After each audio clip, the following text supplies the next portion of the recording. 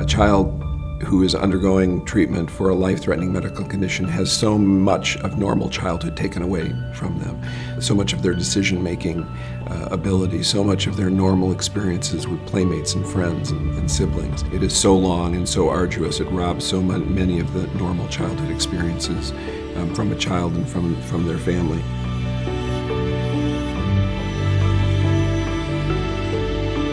As a physician, as a clinician, there is much that we can do. Sometimes we do everything we can do. Sometimes we do too much. You run into a family that is out of control with their life.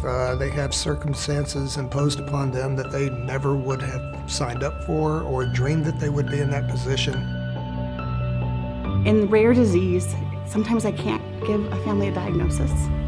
Sometimes I have no treatment even if I get the diagnosis, and I almost never have a cure. So what can I offer this family that I can't offer much to?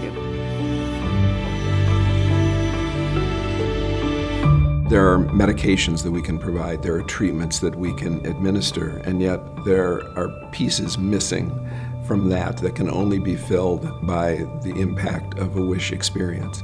A WISH is something that we as a community have said we're going to offer and show our support for a family that doesn't feel very supported sometimes by the medical community. And I think a WISH is a really meaningful way that we connect with families that medicine doesn't have much else to offer to them. I think for a lot of families it provides anything from respite, sometimes in the middle of care, sometimes it provides a reward at the end of treatment, sometimes it provides an oasis or an island where they can seek sort of normality.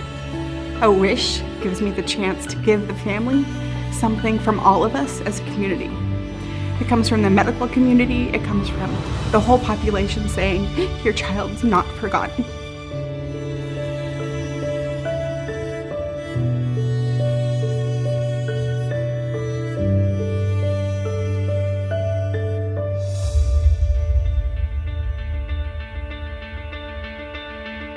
The beauty of Make-A-Wish is it's incredibly simple. It is that intangible object that, quite honestly, I cannot order from the pharmacy. I cannot write a prescription for. You see a child before they go on their wish, and when they come back with their family after the wish, it's often like seeing a totally different child. You just see it in their faces, this idea of thinking outside their current moment in time. It's an unsaid power that these experiences can give these kids. And you know, these are kids that are living longer. They're living better. They're having more fun in their life. And it all started with one experience, and that was their wish. We don't need studies to show this, but now there are studies that are coming out. It just seems so intuitive, right? You have something to look forward to, and it makes you be more compliant with your treatment plan, so then it's going to impact your physical, your emotional, your psychological well-being.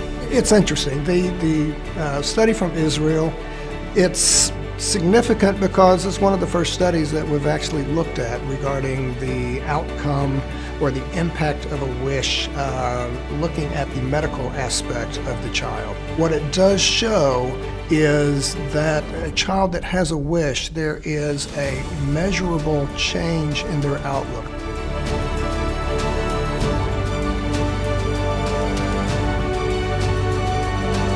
I think, personally, being involved with Make-A-Wish has made me a better physician and has made me think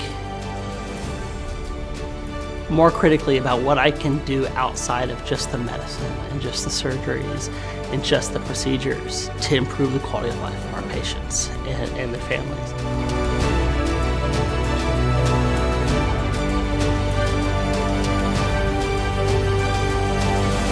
My favorite wish is the next one,